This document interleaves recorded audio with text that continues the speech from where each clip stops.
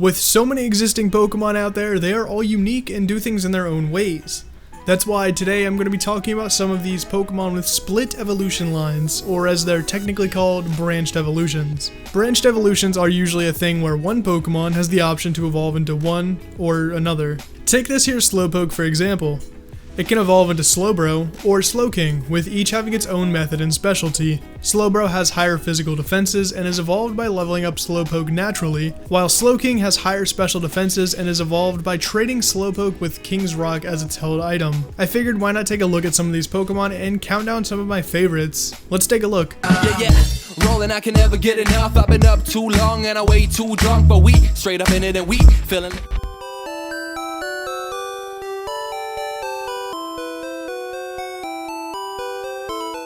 Gloom is the evolution of the famous Pokemon Oddish, aka the weed Pokemon, aka the Memon itself. The reason Gloom is number 5 is because while playing through the games, I always thought Bellossom was pretty cool, but I had zero idea of how to get one for myself. It took me longer than I'd like to admit to discover you could get it by using a Sunstone on a Gloom. Bellossom, on top of having some rad dance moves and a cool cry, has some pretty decent special defense stats as well. Although if you're like me, you're probably more familiar with Vileplume. It was always my go-to evolution for Gloom because, as I mentioned before, it was really the only one I knew existed. Vileplume specializes in special attacks and shooting off various powders because it's a giant flower thing that gets the powder moves on top of getting access to Effect Spore as its hidden ability.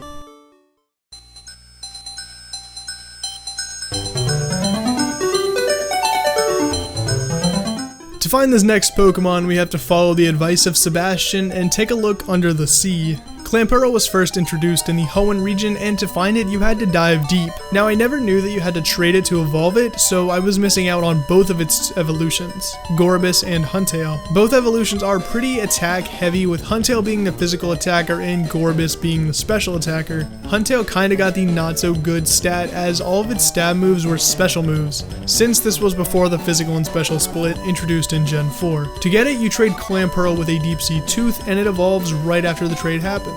With Gorbis, you trade it holding a Deep Sea Scale and you can surf your way through the upcoming battles. Since all water moves were branded special, you could do massive damage with Surf and Waterfall, two very powerful HMs back then.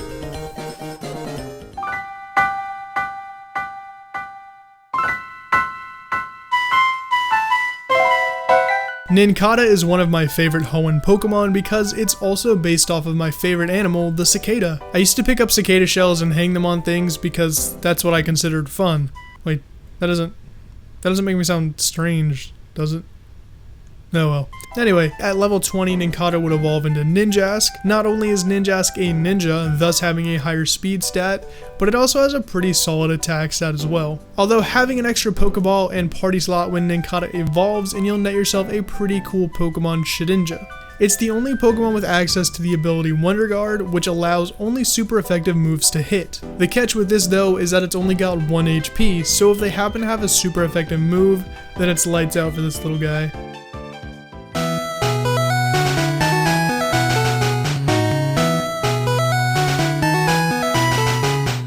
If you didn't see this one coming, you might want to get your eyes checked. Eevee is number 2 on this list of branched evolutions for some pretty obvious reasons. It would be number 1, but that's reserved for something a little more out of this world. Eevee, as you should know by now, has 8 different evolution paths, all with their own typings, moves, and stats. Vaporeon, Jolteon, and Flareon were the original 3 and evolved with their respective evolution stones. Vaporeon has increased stats in HP and special attack, Jolteon with speed and special attack, and Flareon with attack and special defense. I always felt bad for Flareon as it's really the weakest of the 3 and only recently received access to a physical fire type move. Then in Generation 2, Espeon and Umbreon were introduced to showcase a few new features, both to show off the new friendship feature and the day and night cycles. Umbreon was introduced to show off the new dark typing and has higher defenses, while Espeon has a high special attack and speed stat. Generation 4 introduced Leafeon and Glaceon, both needed Eevee to be leveled up by their specific rock.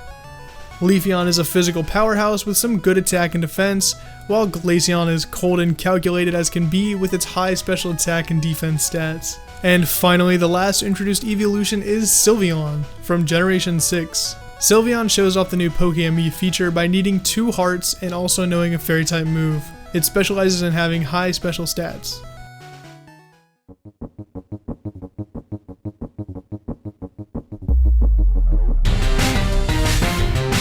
Remember when I said number 1 was out of this world? Well, Cosmo is. It evolves at level 53 depending on which game it's actually in. So for Pokemon Sun, you of course get the Sun Lion Solgaleo, which specializes in having a high physical attack and defense stat. Transfer your Cosmo over to a copy of Moon and you'll get the Moonbat Lunala, which specializes in a high special attack and defense stat. Alright, that's going to do it for today's video, guys. I hope you did enjoy, and if you did, as always, a like rating is greatly appreciated. Subscribe for more Pokemon content, and feel free to check out any of my other videos. Also, let me know your favorite evolutions down in the comment section below. There are actually quite a few branched evolutions, and all of them are actually really cool. Unfortunately, I couldn't fit all of them on this list, but a few of my favorites that didn't make the cut are probably Corellia, with Gallade being an evolution choice, and Snorunt with Glalie and Frostlass being choices. Both very cool Pokemon. But anyway, that's all I got for you guys today, and I'll see you in the next one.